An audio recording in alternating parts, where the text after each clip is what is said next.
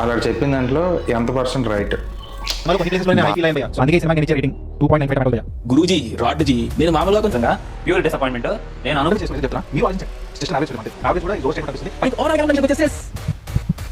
Okay a couple of moments film Harihara Veeramallu movie చూసిన copy చెప్పాలంటే actually disappointing అనిపించింది. First half బాగుంది. ఏంటంటే పబ్లిక్ కి ఎవడు నిజాయితీగా ఉన్నాడని తెలియట్లేదు. ఇక్కడ నచ్చాలనేది కాదు, వాళ్ళకి నచ్చలేదు అనేది కూడా కాదు, వాళ్ళ ఒపీనియన్ వాళ్ళు షేర్ చేసుకున్నారు, కాదని లేదు. వాళ్ళు చెప్పే పాయింట్స్ ఎలాగుంటాయి, సినిమా ప్రపంచాన్ని వాళ్ళే ఏళ్ళెత్తున్నట్టు, సినిమా ప్రపంచానికి వాళ్ళు లేకపోతే పని అవ్వదు. దీనివల్ల నీకు ఇన్కమ్ జనరేట్ అవుతుంది, కానీ ఒక సినిమా పాయింట్ ని నెగిటివ్ టాక్ తో పట్టుకుని నువ్వు డబ్బు సంపాదిస్తున్నావు అనేది నాకు వచ్చినట్లయితే ఆఫ్టర్ కోవిడ్ డిస్ట్రిబ్యూటర్లు, లోకల్ డిస్ట్రిబ్యూటర్లు తగ్గిపోయారు. లోకల్ డిస్ట్రిబ్యూటర్ అనే పర్సన్ నీకు దొరకదు. కరెక్ట్ కాదు. బ్లాక్ కొన్నోళ్ళు ఎవరు, ఈ రోజు నేను చూడకపోతే చచ్చిపోతా అనుకునే ఫ్యాన్స్. ఎట్టి పరిస్థితులు ఈరోజు చూసేయాలి అంతే, ఈ రోజు అది చూడకపోతే నా ముద్ద దిగదు అన్నాను. కానీ కామన్ ఆడియన్స్ ఏంటి, బ్లాక్ లో చూడాల్సినంత అవసరం లేదు, ఈ రోజు కాకపోతే రేపు చూస్తాం. వారం రోజుల వరకు ఇవే టికెట్ రైట్స్ నడుస్తాయా, ఈ లోపు ఈ ఎవడో ఈ పైరసీ గడు ఎవడో ఉంటాడు, ఆడో ప్రీ హెచ్డి దిలిస్తాడు, రేపే వచ్చేస్తుంది, ప్రీ హెచ్డి రిలీజ్ చేస్తాడు. దాని మీద ఈ టాలీవుడ్ ఫైట్ ఉండదు. ఏమనంటే పైరసీలు వచ్చేస్తేనే మా మూవీ ఇండస్ట్రీ నాశనం అయిపోతుంది అని అంటారు. ఆ పైరసీని నువ్వు ఆపలేవు, టికెట్ రేట్స్ నువ్వు తగ్గించవు, కానీ జనాల మీద పడి ఏడిస్తానంటే ఎలాగవుతుంది? ఇప్పుడు జనాలు ఫ్యామిలీ మెంబర్ తోటి 3 మెంబర్స్ వెళ్ళారంటే 1500 ఖర్చు టికెట్స్కే. మరి జిఎస్టీ కూడా యాడ్ అవుతుంది కదా. అది అతని దృష్టిలో చాలా చీపెస్ట్. అదే 1500తో నేను తీసుకునే డ్రెస్ నెల రోజులు వాడుకుంటా, నాకు 2 జతలు బట్టలు వస్తాయి. నాకు 2 జతలు బట్టలు అంటే పక్కన పెడితే మనకి నెలలో సగం ఖర్చులు, నెలలో సగం ఖర్చులు లేదు అనుకుంటే డిమార్ట్కి వెళ్తే మనకు కావాల్సిన అంతే ఒక నెల కరెంట్ బిల్లు కూడా కరెంట్ బిల్ అయినా అవ్వచ్చు. ఇవన్నీ చాలా ఉన్నాయి. 3 గంటలకి 1500 నేను ఎందుకు ఫ్యామిలీతో ఖర్చు పెట్టడం ప్రాబ్లం కాదు అక్కడ. నేను అతను అన్న మాటకి నేను అదే అబ్జెక్షన్ చేస్తున్నా. మాట్లాడితే 300 రూపాయలు చీపెస్ట్ ఫార్మ్ ఆఫ్ ఎంటర్టైన్మెంట్ మీకు అది ఇది అంటున్నాడు కదా. సో ఎంటర్టైన్మెంట్ కరెక్టే, మీరు అన్న పాయింట్ కరెక్టే, అతను అన్న పాయింట్ అయితే కరెక్టే, చీపెస్ట్ ఫార్మ్ ఆఫ్ ఎంటర్టైన్మెంట్ సినిమాయే. కానీ ఇప్పుడు అది నాకు ఎంటర్టైన్మెంట్ ఇచ్చినప్పుడు అది మన ఎంటర్టైన్మెంట్ ఇస్తానని మీరు అనుకుంటున్నారు, బట్ మాకు అది ఎంటర్టైన్మెంట్ కావట్లేదు కదా. ఇప్పుడు రీసెంట్గా వచ్చిన కింగ్డమ్ కానీ హరిహర వీరమల్లు కానీ ఇవన్నీ అంత ఖర్చు పెట్టాం, ఇంత చేసాం, అంత కష్టపడి చేసాం అని అన్నారు, కరెక్టే. దానివల్ల రిజల్ట్ ఏంటి, మీ డబ్బులు మీకు వచ్చేస్తాయి. ఇప్పుడు టికెట్ హైక్స్ పెట్టేసి వీళ్ళకి మూవీ మీకు ఎగ్జాంపుల్ ఇంకో ఎగ్జాంపుల్ చెప్తున్నారు. పుష్పకి 1000 రూపాయలు టికెట్ పెట్టారు, ఖర్చు ఎంత అయిందంటే 1000 కోట్లు, అది దగ్గర 600 కోట్లు అయింది అన్నారు పుష్ప 2కి. 600 కోట్లు నీకు ఖర్చు ఎలాగైందనేది నాకు అర్థం కావట్లేదు. అందులో అల్లు అర్జున్ గారికి ఏమైనా 300 కోట్లు ఇచ్చారా? లేదు కదా. ఎంత ఇచ్చారనేది మొత్తం షేర్ అంతా వాళ్ళు చూసుకున్నారు. ఇందులో 182 బ్రాండ్ ప్రమోషన్స్ వచ్చాయి, 182 company brand promotions, sponsorships. So sponsorships నీకు వస్తాయి, అండ్ ఓటీటీ రైట్స్ వస్తాయి, మ్యూజిక్ రైట్స్ వస్తాయి, సోనీ వాడే ఎవడని తీసుకుంటాడు. So music rights, OTT rights ఇవన్నీ కాకుండా శాటిలైట్ రైట్స్, డిజిటల్ రైట్స్ కూడా కొంతమంది కొనుక్కుంటారు. ఇన్ని రైట్స్ కొనుక్కున్నా సరే మీరు ఇంత ప్రొడక్షన్ ఖర్చుకి 1000 రూపాయలు ఆ రోజు టికెట్ ఖర్చు. చాలా అంటే చాలా జనాలు కళ్ళు పచ్చమను. ఆ 1000 రూపాయలు పెట్టడం ఇప్పుడు రిమైనింగ్ ప్రతి ఒక్క సినిమాకి కూడా 500, 600 పెట్టాల్సిన పరిస్థితి వచ్చింది. అంటే ఇప్పుడు రాజమౌళి గారి సినిమాకి పెట్టారు అంటే ఆల్రెడీ 1000 రూపాయలు ఖర్చు పెడితే దానికి 1800 కోట్లు ఆయన ఇండస్ట్రీ ఒక పొజిషన్ తీసుకెళ్ళారు. ఇప్పుడు RRR పెట్టారు అంటే ఆస్కార్ వరకు వెళ్ళింది. మన సినిమాకు 2 ఆస్కార్లు వచ్చాయి. ఓకే, నేను చూసిన సినిమాకు 2 ఆస్కార్లు వచ్చి నేను కొద్దిగా ప్రౌడ్ గా ఫీల్ అవ్వగలను. ఆ విజువల్స్ కూడా మనం చూసాం, ఎందుకంటే రిమైనింగ్ సినిమాలతో మనం కంపారిజన్ చేయలేము రాజమౌళి సినిమాని. సో దాన్ని మనం కంపారిజన్ చేసుకుని ప్రతి సినిమా నేను పెంచుకుంటూ పోతానంటే టూ వరస్ట్ అది. ఇప్పుడు మనం ఫస్ట్ పాయింట్ వస్తున్నాం, ఇక్కడ దానికి రిలేట్ అవుతున్నది. ఎందుకంటే ఇప్పుడు మనం ఫస్ట్ లో మాట్లాడుకుంటాం బార్బెల్ అండ్ నాగవంశీ గారిది. ఈ టాపిక్ నీకు అసలు ఎందుకు అది అంత పెద్ద రచ్చ అయింది, అప్పుడు ఎందుకు బార్బెల్ అంత రియాక్ట్ అయ్యడానికి మెయిన్ పాయింట్, బార్బెల్కి ఎవరో కామెంట్ పెట్టారు, ఇది ఎందుకు త్రివార సినిమాలో చేయకూడదు అనేసి ఎవరో కామెంట్ పెడితే ఇది తను చెప్పాడు. అది చాలా మంది మిస్ అయ్యారు. అంటే ఇప్పుడు కామెంట్ మీద మనం ఒక కామెంట్ మీద తను రియాక్ట్ అవ్వలేదు. అక్కడ యాక్చువల్ జరిగింది ఏంటంటే ఎవరో కామెంట్ పెట్టారంట, సో ఇలాగా RRR లాగా ఎందుకు లేదు మూవీ అని చెప్పేసి కామెంట్ పెట్టారు. దానికి తను ఏమంటున్నాడంటే ఎందుకు ఉండకూడదు అని చెప్పేసి ఎవరైతే కామెంట్ పెట్టారో తన పాయింట్ ఆఫ్ వ్యూలో తను అడిగాడు. ఓకే, కాకపోతే అక్కడ ఏంటంటే అంటే నాకు అర్థమైంది ఏంటంటే ఇప్పుడు త్రిబుల్ ఆర్ లాగా ఎందుకు ఉండకూడదు అని చెప్పేసి అన్నాడు కదా. ఎందుకు ఉండకూడదు అని అంటే ఇప్పుడు టికెట్ రేట్లు దానికి దీనికి ఒకటి పెట్టారా లేదా అనేది పక్కన పెడితే హైప్ ఒకటే కదా. అంత చేసాం ఇంత చేసాం అని చెప్పేసి రిలీజ్ ముందు తెగలేపుతారు, తీరా మూవీ చూసాక అది ఉండదు. అవును, రాజమౌళి సినిమాకి అలా గ్యారంటీ ఇమ్మని చెప్పు. రాజమౌళి సినిమాకి హైప్ అక్కర్లే, ఈవెన్ హైప్ లేపినా ఇంకోటి రాజమౌళి సినిమాలో స్టోరీ అంటే ముందే చెప్పేస్తారు. ఏ మూవీ అని చూడు ప్లాట్ ఏంటో క్లియర్గా చెప్పేస్తారు. ఇప్పుడంటే మహేష్ బాబు మూవీ ఎందుకో చెప్పట్లేదు, అది పక్కన పెడితే మిగతా మూవీస్ అన్ని చెప్పేశారు కదా ముందే. ఆల్మోస్ట్ అందరికి రివ్యూ దానివల్ల ఏమైనా ఎక్సైట్మెంట్ పోయిందా? లేదు. కాబట్టి ఏంటి ప్లాట్ అనేది ఆల్రెడీ తెలుసు ఆడియన్స్కి, కాబట్టి ఎలా తీస్తారా అది ఎలా చూపిస్తారా అనే ఎక్సైట్మెంట్ అయితే ఉంటుంది. కాబట్టి డిసప్పాయింట్ అయ్యే ఛాన్సే లేదు. అవును, ఈవెన్ రాజమౌళి గారు ప్లాట్ చెప్పకపోయినా కూడా 100% హిట్ అవుతుందని నమ్మకం ఇవ్వచ్చు. కానీ వేరే మూవీస్ చూసుకుంటే ఎలా గ్యారంటీ ఇవ్వగలం? ఇప్పుడు 1000 రూపాయలు టికెట్ పెట్టి నేను వెళ్తాను, సినిమా నచ్చకపోతే ఏంటి పరిస్థితి? ఎంత డబ్బులు పోయాయి అని చెప్పేసి అయిపోయింది అక్కడ. ఈ 2 తెలుగు రాష్ట్రాలు దీన్ని బాయ్కట్ చేస్తే గానీ కంప్లీట్గా ఇది ఆగదు, టికెట్ రేట్స్ అనేది ఆగదు. దీన్ని మనం అంతకు మించి దీనికి వేరే సొల్యూషన్ కూడా లేదు. ఎప్పుడైతే ఇది ఆగుతుందో అప్పుడే. నా దగ్గర ఇంకో పాయింట్ కూడా ఉంది. ఇప్పుడు ఆంధ్రాలో ఉన్న తెలుగు ఏదైతే సినిమా ఇంట్రెస్ట్ ఉందో ఆంధ్ర యువతకున్నంత తెలంగాణ వాళ్ళకు కూడా ఉండదు. ఎందుకంటే ఆంధ్రాలో 400 పెట్టినా 500 పెట్టినా 1000 రూపాయలు పెట్టినా గట్టిగా లేపుతారు. మన ఆంధ్ర పీపుల్కి నిజంగా బుర్ర ఉంటే తెలుగు ఇండస్ట్రీని పూర్తిగా బాయ్కట్ చేసేయాలి. ఎందుకు ఇంత పెద్ద స్టేట్మెంట్ ఇస్తున్నానంటే మనకి స్టేట్ డివైడ్ అయిపోయిన తర్వాత స్పెషల్ స్టేటస్ లేదని మనం ఏడుస్తున్నాం. స్పెషల్ స్టేటస్ ఎక్కడి నుంచి రావాలి? కంపెనీలు రావాలి, ఇక్కడ మనకి ల్యాండ్ ఆఫ్ వాల్యూ పెరగాలి, మన యొక్క రెప్యుటేషన్ పెరగాలి, ప్రతి ఒక్కరికి ఉద్యోగ అవకాశాలు రావాలి, ఉపాధి కల్పించాలి. ఇవేమీ లేకుండా మనం స్పెషల్ స్టేటస్ రావట్లేదు అని మనం మూసుకొని ఉంటున్నాం. ఏ సినిమా వచ్చినా సరే మనం లేపుతున్నాం. ఏ హీరో వచ్చి ఇక్కడ స్టే చేస్తున్నాడు? ఇప్పుడు ఫర్ ఎగ్జాంపుల్ చిరంజీవి గారు వచ్చి ఇక్కడ స్టే చేశారు అనుకో, ఓకే, అక్కడికున్న ఆ ఏరియాకున్న వాల్యూ ఎలాంటిది? అంతెందుకు ఇప్పుడు పవన్ కళ్యాణ్ గారు పిఠాపురంకి ఎమ్మెల్యే అయ్యారు. పిఠాపురంకి ఉన్న వాల్యూ ఎంత ఉంది ఇప్పుడు? అవును, ఇప్పుడు ఆ ఏరియాలో ల్యాండ్ ఆఫ్ వాల్యూ ఎంత ఉంటుంది? అర్థమవుతుందా? ఎక్కడైనా సరే నీకు ల్యాండ్ వాల్యూ పెరగాలి, ల్యాండ్ వాల్యూ పెరుగుద్ది, అక్కడున్న మనుషుల యొక్క వాల్యూ పెరుగుద్ది. అండ్ రేపు పొద్దున్న అక్కడ ఏదైనా కంపెనీ రావాలన్నా సరే ఒక సినిమా హీరో ఉన్నాడు, ఒక పెద్ద హీరో ఉన్నాడు, ఇక్కడ ఈ ఏరియాలో మనం ఇన్వెస్ట్మెంట్ పెట్టొచ్చు. సో ఆ హీరో బట్టి అయినా సరే కొన్ని కంపెనీలు కానీ కొంత ఇన్వెస్ట్మెంట్ కానీ ఆ ఏరియాకి జరుగుద్ది. సో అక్కడ ఎంటైర్ వాల్యూకి రెప్యుటేషన్ పెరుగుద్ది. అదేం పెరగట్లే. ఇప్పుడు ఆంధ్రాలో ఇంత సినిమా పిచ్చోళ్ళు ఉన్నారు కదా, తెలుగు ఫిల్మ్ ఇండస్ట్రీ వాళ్ళు ఏం చేశారు ఆంధ్రాకి? ఒక్కడి వల్ల ఉపయోగం ఉందా? అయితే వచ్చే బీచ్ రోడ్ లో అయితే బీచ్ రోడ్ లో ఏదైనా షూటింగ్ చేసుకుంటారు. వీళ్ళకి షూటింగ్ చేసుకోవడానికి స్పాట్లు కావాలి. వైజాగ్ అంటే బీచ్ రోడ్ ఆ చివరి నుంచి ఈ చివరికి. ఏమి మారేడుమల్లి షూటింగ్ చేయట్లేదా? అరకులో షూటింగ్ చేయట్లేదా? ఎక్కడ పడితే అక్కడ వెచ్చలవిడిగా షూటింగ్ చేసుకోవట్లేదా? మన పాలకొండ సీతాపేటలో షూటింగ్ చేయలేదా? కానీ ఒక్క ప్రొడక్షన్ హౌస్ ఉంది ఇక్కడ టాలెంటెడ్ పీపుల్కి ఎవరికైనా ఇస్తున్నారా? వీళ్ళకి ఏంటి అంటే మనుషులు కావాలి అంటే ఒక ట్రైబల్ ఏరియాకి వెళ్ళిపోతారు, అక్కడ ఉన్న మనుషులు కొంతమంది క్యాచ్ చేస్తారు, ఆ ఏరియాలో షూటింగ్ అవ్వగానే ఆ మనుషులకి ఎంత ఇస్తారో మరి నాకు తెలియదు, కానీ ఆ వాల్యూ లేకుండా పోతుంది. ఈవెన్ స్క్రీన్ మీద వాళ్ళ పేర్లు కూడా వేరు. ఎంత వరస్ట్ ఇండస్ట్రీ తయారైందంటే అంత వరస్ట్ ఇండస్ట్రీ తయారైంది. అండ్ వీళ్ళకి మనం బీచ్ రోడ్లో ఏంటంటే ఫంక్షన్లు చేసుకోవడానికి, ఏయూలో నుంచేమో మనం ఆడిటోరియంలో పబ్లిక్ గ్యాదరింగ్స్కి యాడ్ చేసుకోవడానికి, ప్రమోషనల్కి ఈ షూటింగ్ స్పాట్లకు తప్ప ఆంధ్రాని ఏ రకంగా వీళ్ళు గుర్తిస్తున్నారు? ఒక ఇండస్ట్రీ ఒక హీరో ఉండడు. ఈవెన్ రీసెంట్ గా వచ్చిన బిజినెస్ వరకు గుర్తిస్తున్నారు. రీసెంట్ గా వచ్చిన ప్రతి ఒక్కడు హీరో అవగానే దింగేస్తాడు అక్కడికి, ఇంకా అక్కడ స్టే చేసేస్తాడు. ఇంకా ఈ లాట్ అమ్మ మొగుల్లాగా అక్కడ వెళ్ళిపోతాడు. ఇక్కడికి వచ్చే ప్రతి ఒక్క ఇది నా ఊరు, ఇది నా అడ్డ, నేను ఎక్కడే పెరిగాను. ఇప్పుడు రీసెంట్ గా సెపరేట్ గా హీరో అయ్యడం అంటే నాకు తెలిసి లాస్ట్ 10 years గా ఎవరు లేరు. ఉన్నారు రీసెంట్ గా కొంతమంది ఉన్నారు, ఈ యూట్యూబ్ బ్యాచ్ ఉన్నారు, అండ్ ఈ వెబ్ సిరీస్ లో చేసిన వాళ్ళు ఉన్నారు, అప్కమింగ్ రాబోతున్న జంజీ బ్యాచ్ కొంతమంది ఉన్నారు. ఇటువంటి వాళ్ళని ఇప్పుడు హీరో అనకూడదు అండి. అదేలే లవడగాళ్ళు ఉన్నారు, కొంతమంది ఉన్నారు. కానీ అంటే వీళ్ళకి ప్రమోషనల్కి కావాలన్నా పొద్దున్న ఏదైనా చేయాలన్నా సరే మన ఆంధ్ర గుర్తొస్తుంది. నేను ఎక్కడ ఒకటి నన్ను గుర్తించండి, నేను ఈ ఏరియాలోనే మిమ్మల్ని పెరిగారు, మీ ఇంటి బిడ్డని అని చెప్పేసి చెప్పుకుంటాం. దానివల్ల ఉపయోగం ఉండదు. ఆంధ్ర పీపుల్కి ఏం కావాలి? రెప్యుటేషన్ కావాలి, రెప్యుటేషన్, గుర్తింపు కావాలి. ఏమి ఇవ్వరు. 400 రూపాయలు ఆంధ్ర నుంచి అంత బిజినెస్ అవుతుంది.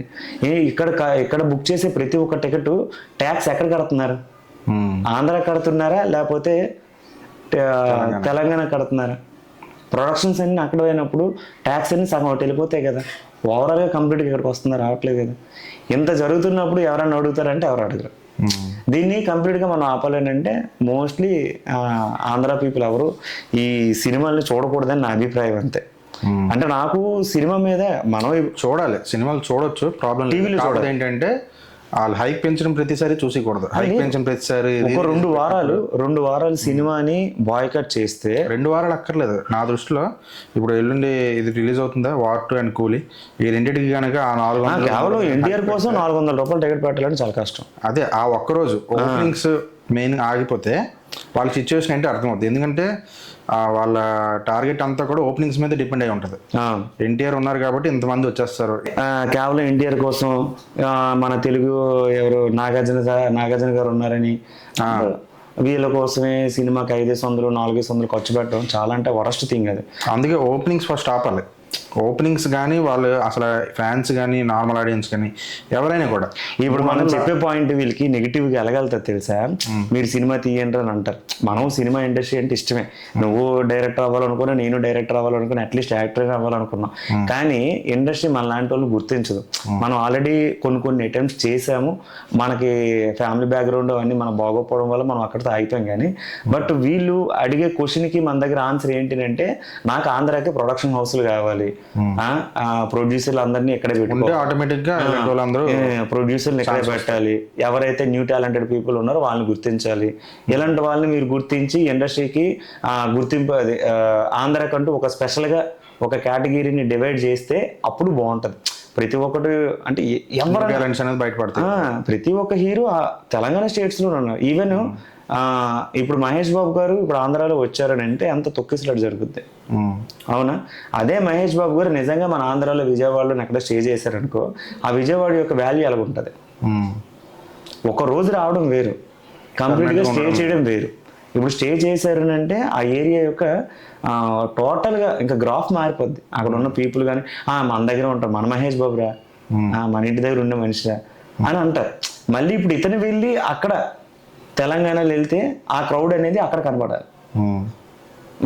ఏంటంటే మన సైడ్ మనం చూసే సినిమాలు మన వల్ల పెరిగిన బిజినెస్ ఇదంతా. ఇప్పుడు మనం చూపించిన ఆత్మాభిమానం వాళ్ళు మనకు చూపిస్తే, తెలుగు ఇండస్ట్రీ మన ఆంధ్రాని చూపిస్తే అది వేరే లెక్కలో ఉంటుంది. వీళ్ళు చూపించరు. అది జరగాలంటే చాలా టైం పడుతుంది. జరుగుతుంది లేదో ఒక డౌట్. ఎందుకంటే చరిత్రలో ఎంతవరకు ఎప్పుడూ జరగంది.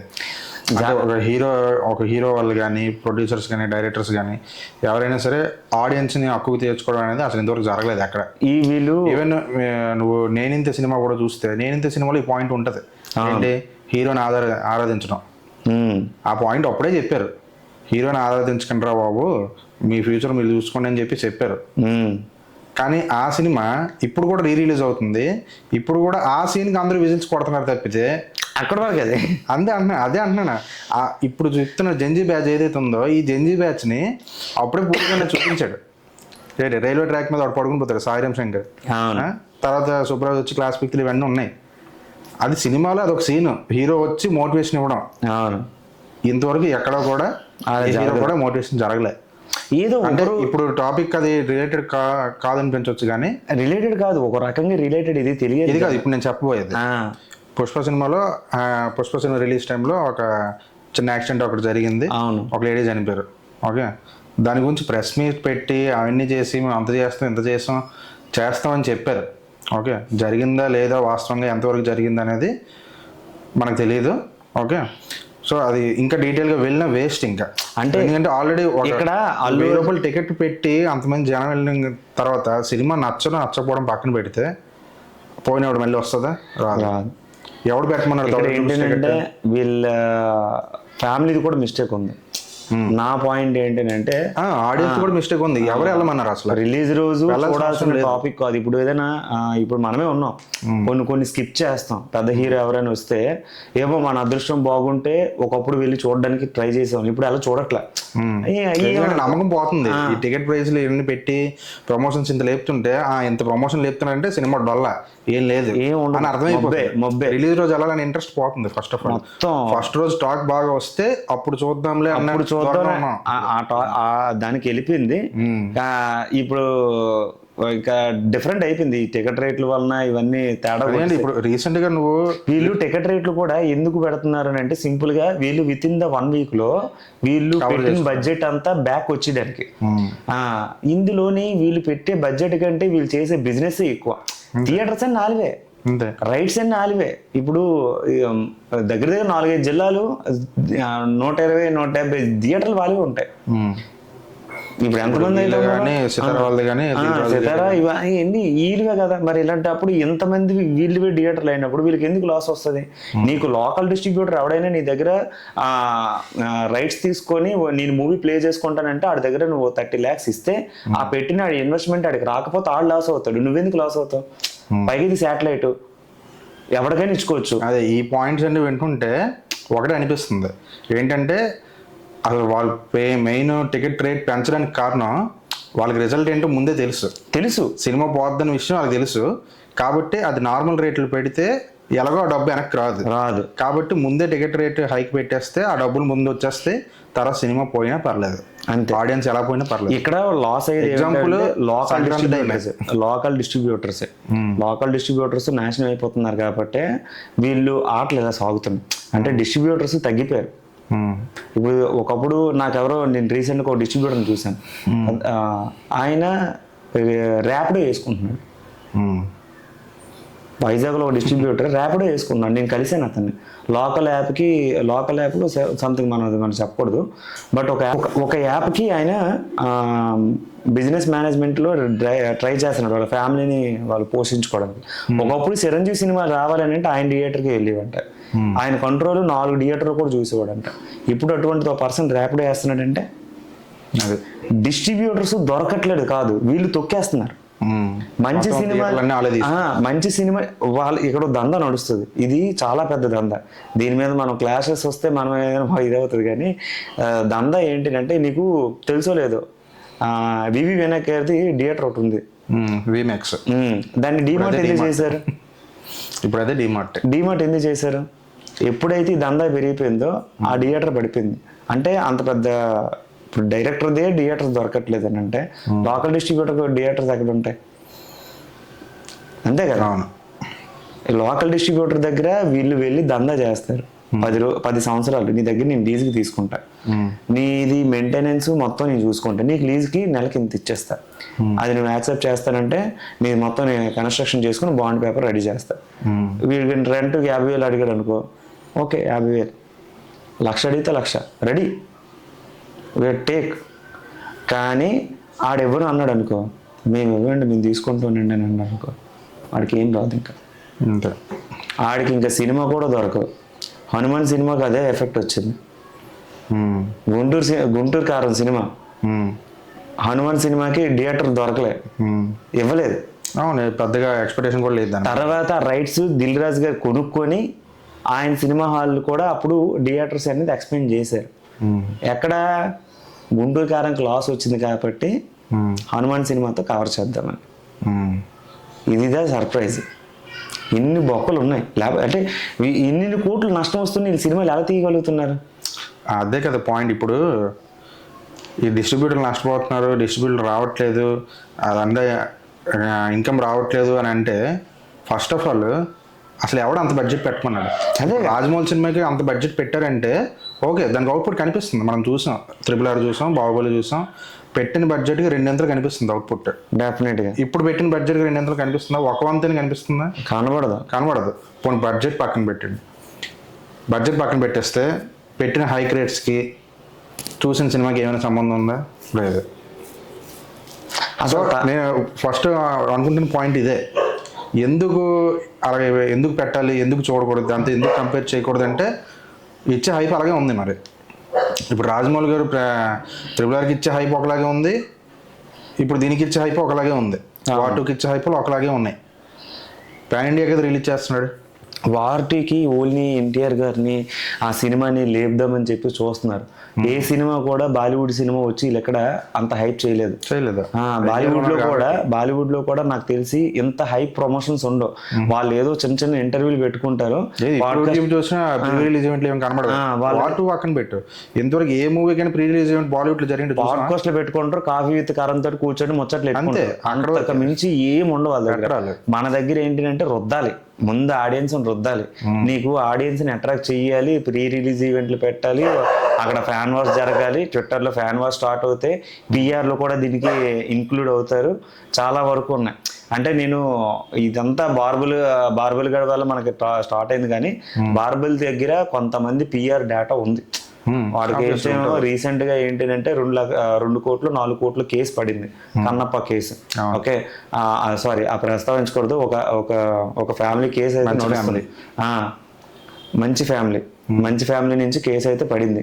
ఈ ఫ్యామిలీ నుంచి వచ్చిన థ్రెట్స్ ని వాడు తట్టుకోలేక ఆల్రెడీ ఫైట్ చేస్తున్నాడు. ఓకే డూ అని చెప్పేసి మనం అనొచ్చు. వాడిది మిడిల్ క్లాస్ ఫ్యామిలీ మనలాగే. ఫైట్ చేస్తున్నాడు, కానీ ఏదో రకంగా తప్పుదో పట్టాలి. లైక్ ఏంటి, ఏదైనా సినిమా గురించి నెగిటివ్ అయినా చెయ్యాలి, డబ్బులు రావాలి. ఇప్పుడు నీ దగ్గర 4 కోట్లు పెట్టే 4 కోట్లు నువ్వు కడితే గానీ నీ కేసు కొట్టరు. ఏదో రకంగా అంటే అది నీకు కొంత టైం ఇస్తారు. ఆ టైంలో నువ్వు కట్టకపోతే నేను బొక్కలో పెడతారు. ఊరుకుంటావా? నువ్వు కట్టాలి కదా. అంటే డబ్బులు రావాలంటే నీకు ఎలాగొస్తాయి? ఏదో ఒక సినిమాకి నేను ఎలాగో నెగిటివే చేస్తాను కాబట్టి నాకు ఎక్కడి నుంచో కొంత ఫండ్ అయితే రావాలి. వస్తే నేను సెట్ అయిన అవ్వగలను, లేకపోతే అవ్వను కదా. ప్రతి పిఆర్ కాంటాక్ట్ వీళ్ళ దగ్గర ఉంటుంది. వీడి దగ్గర, పోల్చక్క దగ్గర, వీళ్ళే కొంతమంది కాంటాక్ట్ అవుతారు. నేను మీ మూవీ ప్రమోషన్స్ చేయాలని. నీకు మూవీ ప్రమోషన్స్ చేయాలని నువ్వు ఎందుకు అడగాలి? పోల్చక్క మొన్న అదే అన్నాడు కదా, మేము ప్రమోషన్ చేయాలని వాళ్ళు మమ్మల్ని అప్రోచ్ చేయాలని అన్నారు. వాళ్ళు ఏం చెప్పారు, పోల్చక్కే మమ్మల్ని అప్రోచ్ చేయాలని అన్నారు. ఏదో రకంగా వీళ్ళని కాంటాక్ట్ అవుతారు. ఈ ఇండస్ట్రీ వాళ్ళు అయినా సరే, వీళ్ళైనా సరే. వాడు ఆల్రెడీ చీడపురుగు అని చెప్పినప్పుడు వీడు ఎందుకు వెళ్ళి వాడిని కాంటాక్ట్ అవ్వాలి? వంశీయే స్టార్ట్ చేశాడు యాక్చువల్లీ. ఈ వంశీ ఏంచోమో ఒక ట్రైలర్ కట్టు బార్బల్ గడికి పంపించి వాడిని కాంటాక్ట్ అయ్యి లైవ్లీ వీళ్ళిద్దరు డిస్కస్ చేసుకున్నారు. నీకు అంత దోలు ఏంటని నేను అడుగుతున్నాను. ఇప్పుడు చీడపురుగు అని తెలిసినప్పుడు అయితే నువ్వు స్ప్రే కొట్టాలి, లేకపోతే దాని జోలికైనా వెళ్ళకుండా ఉండాలి. ఓకే, ఆ స్ప్రే కొట్టలేదు, జోలికి వెళ్ళలేదు. ఏం చేశాడు? తెచ్చి జోబీలు పెట్టుకున్నాడు. ఇప్పుడు ఏం చేస్తుంది? ఎక్కడ పడితే అది కరిసేస్తుంది. దోలు ఎవరికి? అదే చింటుమాయ్. అవన్నీ కెలగడం ఎందుకు అంటే వీళ్ళకి పిఆర్స్ తో కాంటాక్ట్స్ ఉంటాయి. ప్రతి ఒక్క యూట్యూబర్ కి కాంటాక్ట్స్ ఉంటాయి. వీళ్ళకి వచ్చే ఇన్వెస్ట్మెంట్ బట్టి డబ్బులు ఎవరికి వద్దు, వాడి ఇష్టం అది. నిన్ను పబ్లిక్ ఆదరిస్తున్నారు, ఆడు చేసే పనులు గుడిసెట్టుకోండి అంతే. జెన్యున్ గా అయితే ఇక్కడ ఎవరు లేరు. నేను చెప్పేది అదే, రివ్యూ అనే పేరుతో రోత పుట్టిస్తున్నారు కానీ ఏం లేదు. సో ఓవరాల్ గా చూసుకుంటే ఇప్పుడు హైక్స్ ఎందుకు అవుతున్నాయి, రివ్యూర్స్ ఏం చెప్తున్నారు, వాళ్ళు ఎలా ప్రమోషన్ చేస్తున్నారు, ఇవన్నీ పక్కన పెడితే ఫస్ట్ ఆఫ్ ఆల్ అసలు మనం హీరోస్ని హైక్స్ని మోసి రీలీజ్ సెలబ్రేషన్ చేసుకుని కొన్ని రీలీజ్కి వెళ్ళి సినిమా చూస్తున్నారంటే కాదు, అక్కడికి వెళ్ళి డబ్స్మేషన్లు చేస్తారు. ఇవన్నీ చూసి వాళ్ళు హైకులు పెంచుతున్నారు, గ్రాంటెడ్గా తీసుకుంటున్నారు అనమాట. అంటే ఇది చూస్తున్నారులే, ఎవరి కోసం పెట్టారు డబ్బులు అన్న ధోరణిలో ఉన్నారు కాబట్టి రుద్దుతున్నారు ప్రతి. కాబట్టి ఫస్ట్ ఆఫ్ ఆల్ ఎవరైతే దానికి ఎంకరేజ్ చేస్తున్నారు ఆడియన్స్, జంజీ బ్యాచ్ అవని, డైహార్డ్ ఫ్యాన్స్ అవని, ఎవరవని, అది ఫస్ట్ ఆపాలి.